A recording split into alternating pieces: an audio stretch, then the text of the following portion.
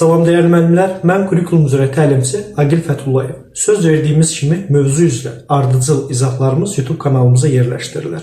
Və dərslərimizdən xəbərdar olmaq üçün YouTube kanalımıza abunə olaraq bildirişləri aktivləşdirməyiniz kifayətdir.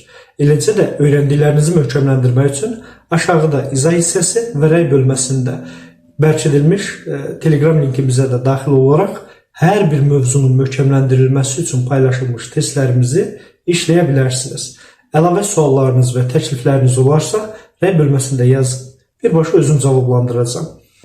Ödənişli dərslərimizə qoşulmaq üçün qeyd olunmuş 070 346 44 69 nömrəsi ilə əlaqə saxlayaraq dərslərimizlə bağlı məlumat əldə edə bilərsiniz. İntensiv və digər qruplarımıza qoşula bilərsiniz. İndi isə keçək mövzu izahına. Mövzumuz ikinci mövzu təhsil qanunu və ümumi təhsil qanunundan seçmələrdir ki, bəzi maddələrin izahlarına baxacağıq. Bildiyimiz kimi həm MIT, həm sertifikasiyada bir sual təhsil qanunundan düşür. Ona görə diqqətli olacağımız mövzulardan biridir. Baxaq. 10, 2, 13 və 17-ci maddələr. Bunları keçəcəksiniz. Yəni, düşünməyin ki, biz nömrələrin yadda saxlamalıyıq, ona ehtiyac yoxdur. Verəcəyim məlumatları bilməyiniz bəs eləyir. 12-ci maddə təhsilin formalarından bəhs edir. Təhsilin formaları hansılardır? Təhsilin 3 forması var. Formal, qeyri-formal və informal. Formal, qeyri-formal, informal. Bu təhsilin formalarıdır. Və hər birinin sadə yadda qalan xüsusiyyətləri var. Formal təhsil sonunda rəsmi dövlət sənədinin verilməsi ilə yekunlaşan təhsil formasıdır. Yəni, biz məktəbi bitiririk, ümumi təhsil müəssisəsini 11 illiyi bitiririk, sonunda bizə attestat verir. Və bütün dövlət qurumları tam orta təhsili bitirdiyimizi qəbul edir. Bu formal təhsilin göstəricisidir. İkinci, qeyri-formal isə biz yenə də təhsil alırıq, təhsil verən tərəf var, amma təhsil verən tərəf olsa, sonunda rəsmi dövlət sənədi verilmir. Yəni, kurslarda, dərnəklərdə və yaxud fərdi məşğələlərdə keçirilən dərs. Yəni, hal-hazırda alırsınız dərsi, öyrənirsiniz, sonunda rəsmi sənəd yoxdur. Siz onu bilsəz də, dövlət qurumları onu mütəxəssis kimi tanımır sizi.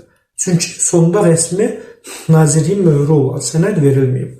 Bu olur qeyri-formal kurslarda, dərnəklərdə və fərdi məşğələlərdə verilən təhsil formasıdır. Informal isə təhsil verən tərəf yoxdur. Öz-özünə biliyə yiyələnmənin formasıdır. Yəni, bizə təhsil verən tərəf olmadığı halda özümüz o biliklərə yiyələnirik ki, bu da informal təhsildir. Təhsilin formaları budur. Saxlayıb təkrar izləyə bilərsiniz və bunların hər birini yadda saxlayın. Sonunda rəsmi dövlət sənədi formal, rəsmi dövlət sənədi vermir, yenə də təhsil verən var. Qeyri-formal, bəs informalda isə öz-özünə biliyə yiyələnir. Təhsil verən tərəf yoxdur və rəsmi dövlət sənədi də yoxdur. Təhsil formaları ilə bağlı deyəcəyimiz bu qədər. Mən sizə indi danışacağım. 2. Ya 13-cü maddə. Təhsil alma formaları. Qarışdırmayaq. Təhsilin forması və təhsil alma forması fərqli anlayışlardır. Təhsil formasında müxtəlif təhsil alma formalarından istifadə etmək olar. Gəlin görək təhsil alma formaları hansılardır. Əslində bunları bilirsiniz. Sadəcə sistemləşdirin. Yəni, qiyabi, distant və ya məsafədən, eksternant və ya sərbəst, fərdi və evdə. Təbii, stasionar da var, hal-hazırda çıxarılıb proqramdan, onun üçün onun izahını vermirik. Sonunda qısaca o haqda məlumat verəcəm. Bunlar təhsil alma formalarıdır. Əyənini hər birimiz bilirik. Təhsil verən və təhsil alan eyni məkanda olur, öyrənmə prosesi zamanı. Yəni, eyni məkanda tədris prosesinin iştirakçısı olmaq olur əyani təhsil. Bunu hər birimiz iştirakçısı olmuşuq və məlumatımız var. 2. Qiyabi. Qiyabi isə yadda saxlayaq ki, ümumi təhsil müəssisələrində yoxdur.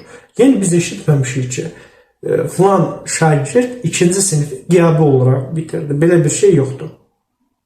Amma ali təhsil müəssisələri, orta ixtisas təhsil müəssisələrində mövcuddur. Qiyabi təhsil proqram götürülür və özü hazırlaşır. Tədris ili boyunca 2 dəfə. Yəni belə deyirik bunu. Fasilələrlə tədris prosesinin iştirakçısı olmaq. Biz qiyabidə yazdıq. Fasilələrlə tədris prosesinin iştirakçısı olmaq. Əyanidə eyni məkanda, açar sözləri qeyd edək bura, tədris prosesinin iştirakçısı olmaq idi.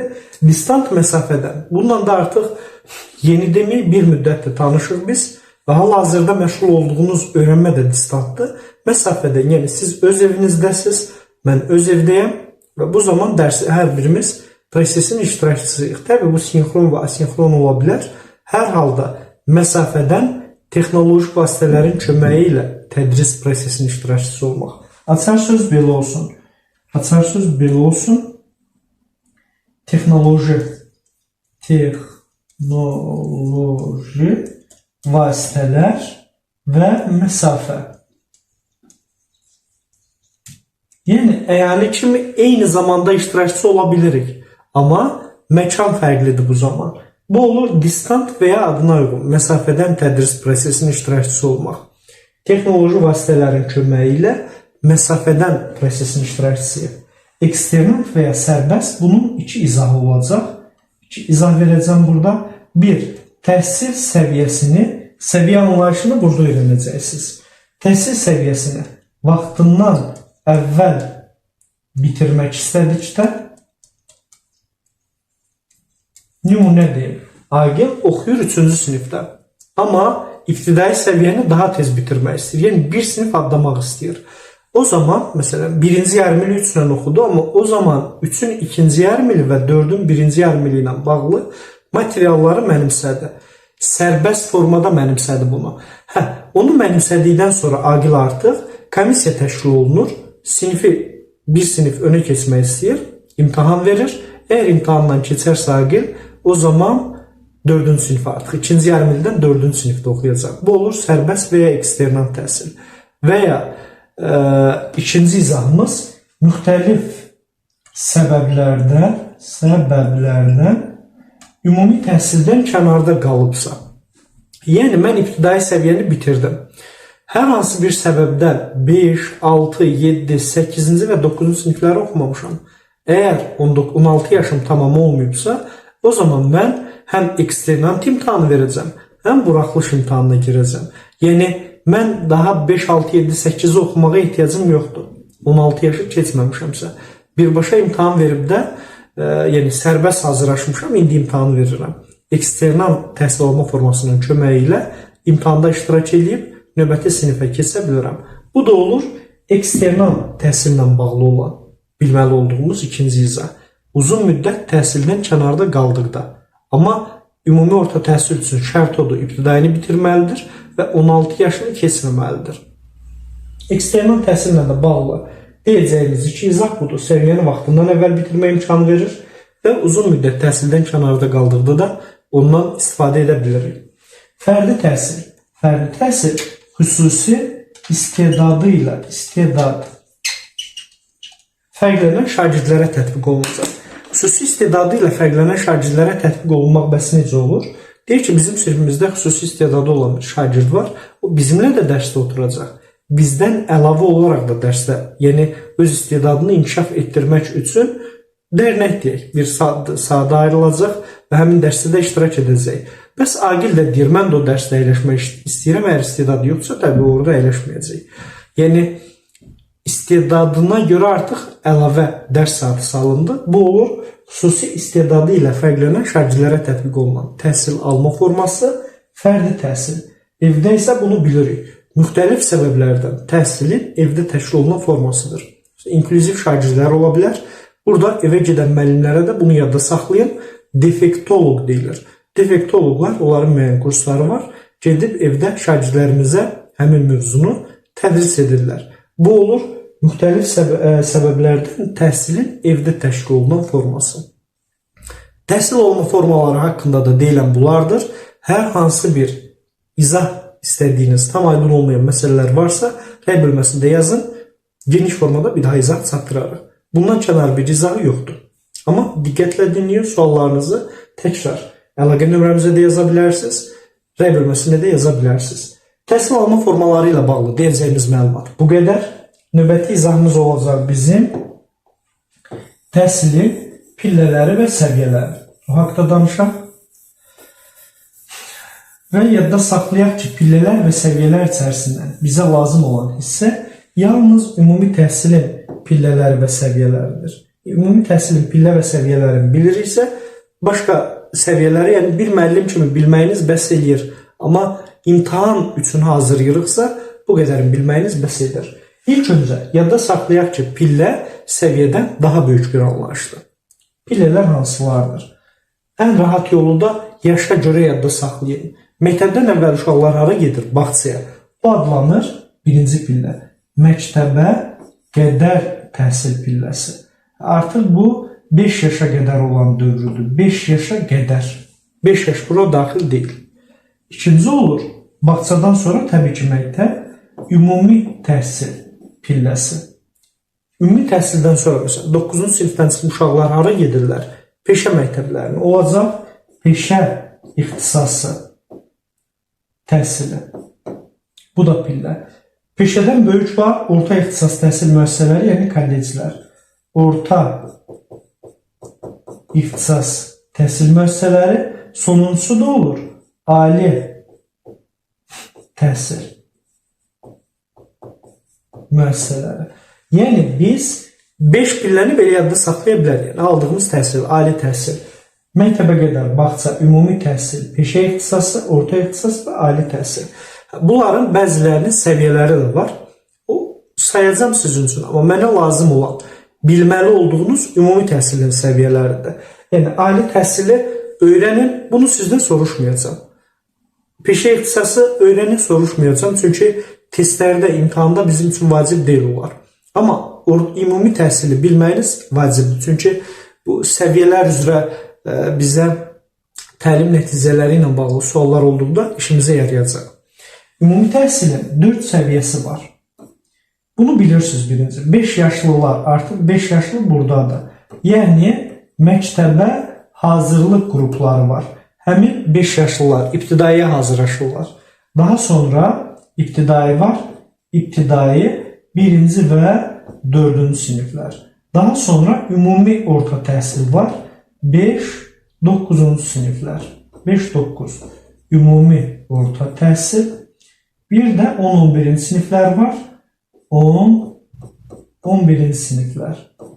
Tam orta təhsil. Məktəbə hazırlıq qrupları 5 yaşlılar. İbtidai 1-4-cü siniflər. Tam orta, ümumi orta 5-9-cu siniflər. Tam orta 10-11-ci siniflər. Və indi əslində biz ümumi təhsilin bəzi maddələrini keçərkən bunu xatırladacaq siz, amma burada yadda saxlayın. İbtidai və ümumi orta icbaridir. İcbari.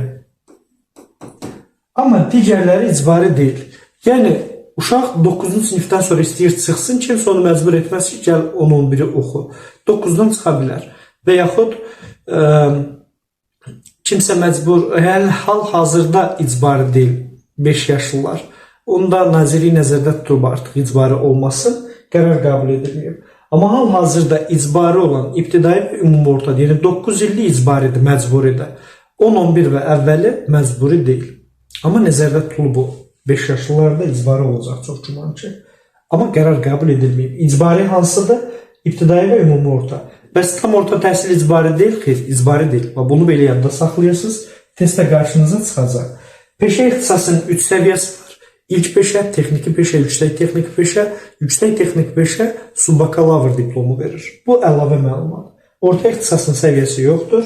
Ali təhsil, bakalavriat, magistratura, doktorantura səviyyələri var. Və doktorantura da təbii içərisində artıq elmlər və yaxud fəlsəfə doktoradır. O başqa. Yəni, bunları bilməyiniz çox da vacib deyil imtahana görə, amma müəllim kimi bilməyiniz təbii ki, müəllim hər məlumatdan xəbərdar olmalıdır. İndi biz bakalavriat, magistratura, doktorantura dedik. Tibbdə bakalavriata baza ali tibb təhsili deyilir. Magistraturaya rezidentura deyilir.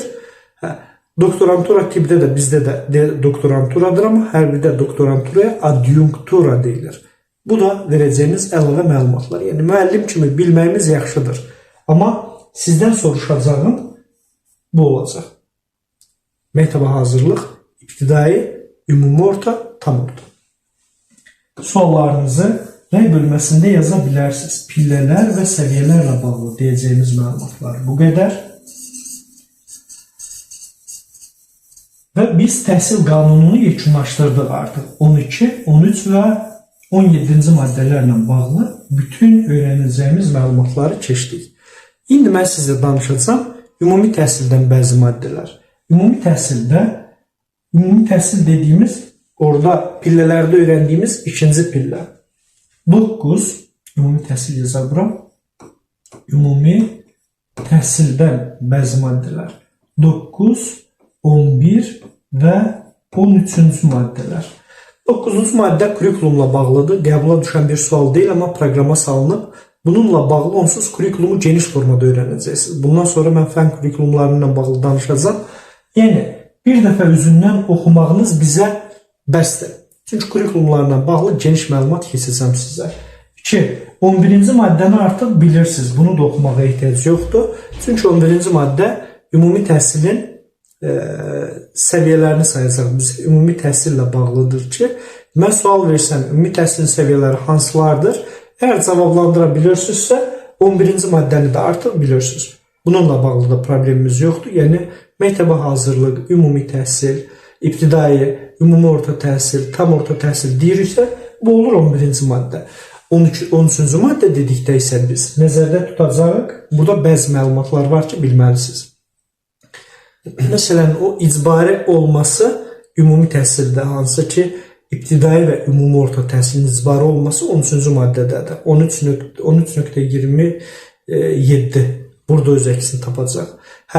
Amma burada nəyi bilin? Bəs indi dedik ki, ibtidai, məktəbə hazırlıq ibtidai, ümumi orta, tam orta var. İbtidai, ümumi orta və tam ortada hansı təhsil alma formaları var? Yadda saxlayın ki, 13.25.1.2.3 burada qeyd olunur. Hər üçündə, həm ibtidaidə, həm ümumi ortada, həm tam ortada olan təhsil alma formaları əyani hər üçünə aiddir. Və eksternantdır. Eksternant. Bəs deyərsiniz, orada siz distant öyrətdiniz, fərdi, evdə, məsafədən onsuz var burada. Qiyabi. Bəs bunlar nə zaman olacaq? Qiyabini qoyuruq kənara. Evdə, fərdi, distant bu kimi təhsil alma formaları zərurət yarandıqdadır. Yəni, zərurət olduqda onlardan istifadə edə bilirik, amma zərurət yoxdur, əyani gəlməlidir. Mən bugün dərsə getmirəm, deyirəm ki, qarşıda dinləyən müəllimimiz kimsə. Deyirəm ki, müəllim, məni bugün onlayn qoşun dərsə, məktəbdə. Belə bir hal mümkündür, yox. Ümumdünya pandemiyasıdır. Qadağalar var. Bu zərurət halıdır artıq. Və ya mən dərsə bugün getmirəm, deyirəm ki, gəlin məni evdə dərs deyəm. Bu halda mümkün deyil. Zəruri səbəb olmalıdır bunun üçün. O şagirdlərə gedib evdə təhsil veriləcək. Dediyimiz o defektologlar. Yəni, əyani və eksternant mövcuddur. Digərləri isə ehtiyac olarsa, zərurətdirsə, artıq digər təhsil alma formalarından da istifadə etmək olar. Qiyabi amma yoxdur təhsil müəssisələrində.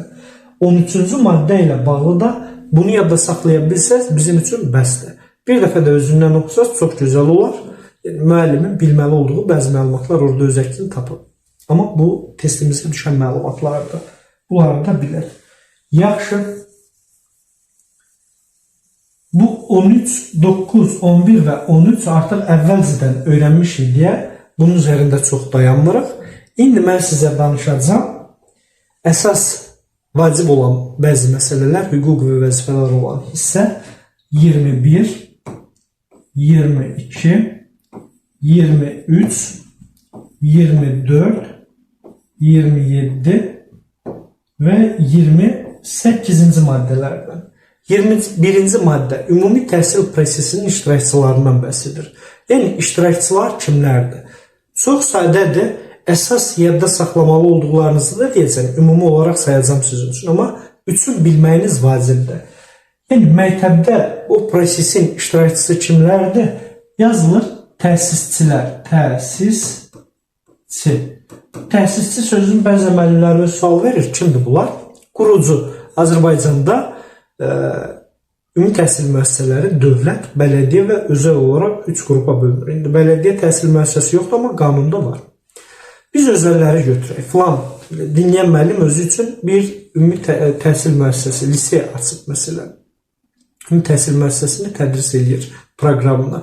Nazirlik bunu təsdiqləyir. Bu artıq özəldir. Rəhbəri kimidir? Həmin şəxs, qurucu. O olur təsisçi. Yəni, təsisçi dedikdə onu siz bilirsiniz siz.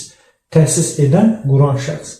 Daha sonra deyə bilərik ki, gəlin elə buradan yazaq, təhsil alan, təhsil verən və valideyn və digər qanuni nümayəndələr. Bu üçün belə yadda saxlayırsınız. Hər bir maddə bir-biri ilə bağlı deyil yazdım. Təhsil alan şagird, təhsil verən müəllim, valideyn və digər qanuni nümayəndə. O digər qanuni nümayəndə kiminsə himayəsində olursa, o himayədə olan şəxsi nəzərdə tuturuq. Himayəsində olunan şəxsi nəzərdə tuturuq. Bəzi övladlar, uşaqlar valideyn himayəsindən məhrumdur. Ona görə də əmisinin, dayısının və yaxud başqa bir himayəsində olduğu digər qanun nümayəndə gedir. Yaxşı, başqa bələdiyyə, dövlət idarə etmə orqanları və bələdiyyələr, ümumi təhsili idarə etmədə iştirak edən orqanlar və bələdiyyələr, bunlar da iştirakçılarıdır. Tip xidməti işçiləri ta sosial sahədə xidmət işçiləri daxil olmaqla iştirakçılar sayılır. Daha sonra ümumi təhsil prosesi ilə əməkdaşlıq edən hüquqi və fiziki şəxslər bunlar da prosesin iştirakçı sayılır və sair və ilaxır. Bizə əsas lazım olan nə idi burada? Təhsil alan, təhsil verən valideyn və digər qanuni nümayəndələr. Bu üçün bilin, indi bu üçü ilə bağlı 21-ci maddəni artıq bitirdik. Biz 22, 23 və 24 ilə bağlı danışacağıq. Bu hüquq və vəzifələr hissəsidir. Nə qədər kitabda çox məlumat qeyd olunsa da sizi qorxutmasın. Bu çox asandır, yadda saxlanılması asandır və rahat bir mövzudur. Hüquqlar və vəzifələr. İlk öncə biz mövzunu əzbərləməmiş hüquq və vəzifə nədir? Bunu fərqləndirməyi bacarmalıyıq. Hüquq, vəzifə. Gəlin bunları bölək. Hüquq və vəzifəni fərqləndirdikdən sonra kimə aid olduğunu fərqləndirməyimiz rahatdır. Hüquq bizim haqqımız olan və bizim tələb etdiyimizdir. Yəni mən nəyi tələb edirəmsə o mənim hüququmdur. Seçim edirəmsə hüquqdur. Yəni tələb və seçim sözlərin, feillərin görsəz bilin ki hüquqdur. Artıq məntiqlə araşdırın ki kimin hüququdur. Üçündən birinə aid edin. Hüququ bildik. Seçim etdiyimiz, tələb etdiyimiz. Nümunələrə baxaq. Şagird nəyi seçim edə bilər və ya tələb edə bilər? Şagird deyə bilər, dərsliklə təmin edilməni, psixoloji dəstək verir, məktəb psixoloqu şagirdlərlə davamlı, müntəzəm olaraq maraqlanır. Bu artıq şagird dəstək ala bilir, bəli, almaq hüququ var deməlidir. Məktəbin infrastrukturu, yəni maddi texniki tədris bazar infrastrukturdan şagird istifadə edə bilir, kitabxanadan nəsə götürə bilir və s. götürə bilir. İdman zalından istifadə edə bilir, edə bilir. Bunlar hamısı onun hüququdur. Bunlar hüquq sayılır. Bir də var vəzifə. Vəzifə isə məcbur olduğumuz və borclu olduğumuz nələrdir? Mən müəllim kimi işə qəbul olunmuşam, cədvəl tərtib olunub, həmin cədvəl üzrə mövzuları tədris etmək mənim borcumdur. Və yaxud başqa vəzifəm nə ola bilər?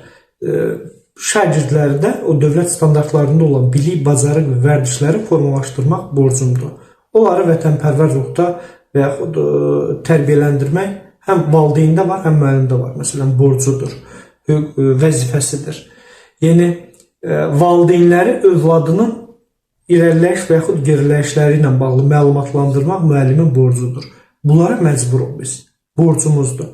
Müəllimin nə hüququ ola bilər? Şagird dərsliyi tələb edirdi, müəllim metodik vəsait tələb edir. Müəllim metodları, üsulları, iş formalarını sərbəst seçmək hüququ var. Seçim onsuz hüquq idi. Müəllim də istədiyi metodla şagirdlərə uyğun təbii ki, istədiyi metodla tədris edə bilər dərsi. Bu da müəllimin seçdiyi bir metoddur. Yəni, hüquq və vəzifələrlə bağlı bilməli olduğumuz da belədir. Hüquq və vəzifəni fərqləndirək. O zaman tapa biləcəksiniz, amma bəzi məsələlər var ki, burada fərqləndirməkdə çətinlik çəkərsiniz, xüsusən diqqətinizə çatdıracaq. Şagirdlərin vəzifələrində bəzi məsələlər var. Məsələn, deyirəm ki, sağlam həyat tərzi keçirmək. Bu şagirdin vəzifəsidir. Amma məntiqlə düşünürük ki, sağlam həyat tərzi keçirmək üçün hüquq olar da, bu yəqin ki, onu tələb edir. Yox, 18 yaşına qədər üzrü istəyirəm ifadəmə görə siqaret məsələni çəkməliləri, hər hansı bir pis vərdişləri. Marketdən gedib o siqaret alacaq. Dövlət buna icazə vermir. Onu mən özüməm, öz həyatımı yaşamaq istəyirəm deməsi doğru deyil. Dövlət bunu qanunla tənzimləyir, icazə yoxdur. Hətta satan market 18 yaşa tamam olmayıbsa, o uşağın satırsa, cərmələnə bilər buna görə. Ona görə də sağlam həyat tərzi keçirmək şagirdin vəzifəsidir və yaxud yoldaşları ilə təhsil sahəsində təhsillə bağlı əməkdaşlıq etmək. Bunu da mən istəmirəm. Yoxdur. Çünki dövlət standartlarına uyğun bilik, bacarıq, vərdişlərə yiyələnmək onun vəzifəsidir. Əməkdaşlıq bacarığının, ünsiyyət bacarığının formalaşması da onun həmin dövlət standartlarına uyğun bilik, bacarıqlarına aid olduğundan bunu da götürürük biz şagirdin vəzifəsi kimi. Həm əməkdaşlıq etmək, həm də sağlam həyat tərzi keçirmək şagirdin vəzifəsidir. Müəllimlərdə diqqətinizi deyək ki, ağlınızı qarışdıracaq iki məsələ var. Bir, yeni ixtisas almaq. Daha sonra ixtisasını artırmaq. Bir də elmi dərəcəsini və yaxud ixtisasını yüksəltmək var. Bunlar üçü də ayrı-ayrı anlayışdır. İkisi hüquqdur, biri vəzifədir. İxtisas və elmi dərəcəsini yüksəltmək. Mən bakalavram və ya magistram, doktorant olmaq istəyirəm, bakalavram, magistr olmaq istəyirəm. Bu ixtisasını yüksəltmək sayılır. Kimsə buna məcbur etmir. Özüm istəyirəm, edərəm, istəyirəm, etmərəm. Bu mənim hüququmdur. Yəni, birincisi oldu hüquq. Yeni ixtisas almaq. Mən tarix müəllimiyəm. İstəyirəm, gedib dil ədəbiyyat müəllimi oluram, fizika, kimya, riyaziyyat oxuyub yenidən imtahan verirəm. Bu da mənim hüququmdur. Yəni, yeni ixtisas almağı da harada görsəz hüquqdur. İxtisasını artırmaq bu vəzifədir. Müddətsiz əsaslarla ümumi təhsil müəssisəsində çalışan müəllimlər ixtisasını 5 ildən bir ixtisas artırma kurslarında bir müddətli göndərilmir, amma 5 ildən bir ixtisas artırma kurslarına göndərilir ki, ixtisasları ilə bağlı yenilikləri öyrənib möhkəmləndirsinlər ki, bu da olur vəzifə. Yəni, müəyyən istisnalar var, amma getmək məcburidir. Bu da olacaq vəzifə. İxtisasını artırmaq. Yeni ixtisas almaq və ixtisas və elmi dərəcəsini yüksəltmək hüquqdur. İxtisas artırmaq isə vəzifədir. Bunu da belə yadda saxlayırsınız. Bunlarla bağlı da hər hansı bir sualınız olsa, rəy bölməsində yaza bilərsiniz. Son 2 maddəmiz qalıb bizim indi. Biz onlar haqqında danışacağıq. 27 və 28-ci maddələr. 27-ci maddə pedaqoji fəaliyyətlə məşğul olmaqdır. Pedaqoji fəaliyyətlə məşğul olmaq. Gəlin, indi baxaq. Kimlər, yəni pedaqoji fəaliyyətlə məşğul ola bilər? Müəllim kimi çalışa bilər. Kim müəllim kimi çalışa bilər? 2 qrup var. Bir, biz pedaqoji kadrlar, biz müəllimlər. Bir də ali təhsilli mütəxəssislər. Baxın, müəllimlər üçün şərt qoymur, yalnız ali təhsilli olmalıdır. Çünki məktəblərdə çalışan müəllimlərimizin əksəriyyəti orta ixtisas təhsilinə aiddir. Kollecləri bitirib. Müəllim pedaqoji kadrdır. Bu, hər zaman işləyə bilər, öz işidir. Ali təhsil mütəxəssisi isə, məsələn, bizdə filan mövzunun, fənnin tədrisinə ehtiyac var, amma bu fənnin müəllimi yoxdur. Bunu necə deyim? Yeni dövrün tələbinə uyğun olaraq hər hansı bir texnoloji nəyinsə tədrisinə ehtiyac var. Onun da müəllimi yoxdur. Ümumiyyətlə, Azərbaycan universitetləri o tipli müəllim buraxmır. O zaman biz həmin ixtisası müəllim olmayan, amma ali təhsilli bir mütəxəssisini gətirib orada tədris etməsini istəyə bilərik. Bu olur, yəni həmin mövzunu tədris edən şəxs olur, ali təhsilli mütəxəssis, amma müəllim kimi çalışa bilər. Daha demirəm, amma mən gedib başqa bir ixtisası gətirib başqa bir fənni tədris etdirə bilərik. Yəni, bu belə doğru deyil. O ixtisasın mütəxəssisidir, amma müəllim deyil. Onu gətirib həmin fənni tədris etdirə bilirik. İstədiyi fənni də yox, öz ixtisasını tədris etməlidir o zaman da. Bunu adətən universitetlərdə görürük. Ümumi təhsil müəssisələrində hələ ki o boyda dəyişikliklər yoxdur. Yəni, tədrisə ehtiyac olsun. Amma mümkündür, bu hal mümkündür. Bu 2 qrupdan başqa heç bir kəs müəllim kimi çalışa bilmir. Bəs bunların içərisindən kimlər çalışa bilməz? Orada da 5 qrup var. 1. Məhkəmənin qüvvəyə minmiş qərarı ilə pedaqoji fəaliyyətlə məşğul olmasına qadağa qoyulan şəxslər. Bu 1. Yəni məhkəmə bu adam müəllimdir, qadağa qoyub ki, pedaqoji fəaliyyətlə məşğul ola bilməz. Bu ümumiyyətlə məşğul ola bilməz. Ömürlük diplomu var, amma müəllimdir. Müəllim kimi çalışa bilmir. 2. Ağır cinayət törədib və məhkumluğu bitməyib və icbari ödənişi bitməyib. Məhkumluğu bitdikdən sonra çalışa bilir ki, bunun da müəyyən şərtlər var ki, artıq məhkumluğunun bitmə müddəti nədirsə, o qanunla tənzimlənir. Bitdikdən sonra müəyyən bir müddətdə 2 və yaxud 6 illik müddətlər var ki, o tamamlanmalıdır ki, çalışa bilsin. Amma məhkumluğu bitdikdən sonra təbii çalışa bilir bunlar. Bu ikinci qrup, yəni ağır cinayət törədib, amma qadağa qoyulmayıb. Müddəti, məhkumluğu bitdikdən sonra çalışanlardır. 3. Müvafiq icra hakimiyyəti orqanının müəyyən etdiyi qurum tərəfindən müəyyən xəstəliklər, yəni tibb, Səhiyyə Nazirliyinin olsun, tibb müəssisəsinin verdiyi qərarla müəyyən xəstəliklər var, yoluxucudurmu və yaxud indi siyahıda olan müəyyən xəstəliklər var ki, bunlar müəllim kimi çalışır. Müəllimdir, amma çalışmasına icazə vermir. Çünki kütlənin içərisində çıxmasına icazə yoxdur. Bu olur bizim üçün başqa bir şərt, müəllimdir, amma çalışa bilməz. Daha sonra mən deyə bilərəm ki, sizə etik davranış qaydalarını pozduğuna görə müəllim 1 il öz fəaliyyətindən uzaqlaşdıra bilər. Etik davranış qaydalarını da irəlici dərslərdə keçəcəksiniz. Etik davranış qaydalarını pozduğuna görə uzaqlaşa bilər, 1 illik uzaqlaşdırıla bilər. Bir də fəaliyyət qabiliyyətsizliyinə görə də müəllim artıq fəaliyyəti məhdudlaşdığından qadağan oluna bilər müəllim kimi fəaliyyət göstərməsi. Bunu yadda saxlayın. Biz görmə məhdudiyyətli şəxsləri nəzərdə tutmuruq, məsələn, fiziki və yaxud məhdudiyyəti. Tədris edə biləcək vəziyyətdədirsə, orada problem yoxdur. Müvafiq qurum, məsələn, insult keçirib, bu adam danışığını itirib, yeriməyi itirib. O zaman artıq fəaliyyət qabiliyyətsizliyi olan şəxs kimi nəzərdə tutulur və o şəxs fəaliyyət göstərə bilməyəcək. Biz nəzərdə tutduğumuz görmə məhdudiyyəti və yaxud tədris edə bilməyəcək formadadırsa, o zaman qadağa qoyulur ki, məşğul ola bilməz. Bu bizim üçün 27-ci maddədir. Təbii videonu istədiyiniz qədər saxlayıb davamlı izləyə bilərsiniz. Suallarınızı da rəy bölməsində qeyd edə bilərsiniz. Növbəti izahımız olacaq maddə 28. 28-ci maddədə sertifikatlaşma haqqındadır ki, müəllimlərin sertifikatlaşdırılmasından bəhs edir. Bəs müəllimlərin sertifikatlaşdırılmasında nələr bilməlisiniz? Bununla bağlı ümumi məlumat verim sizə.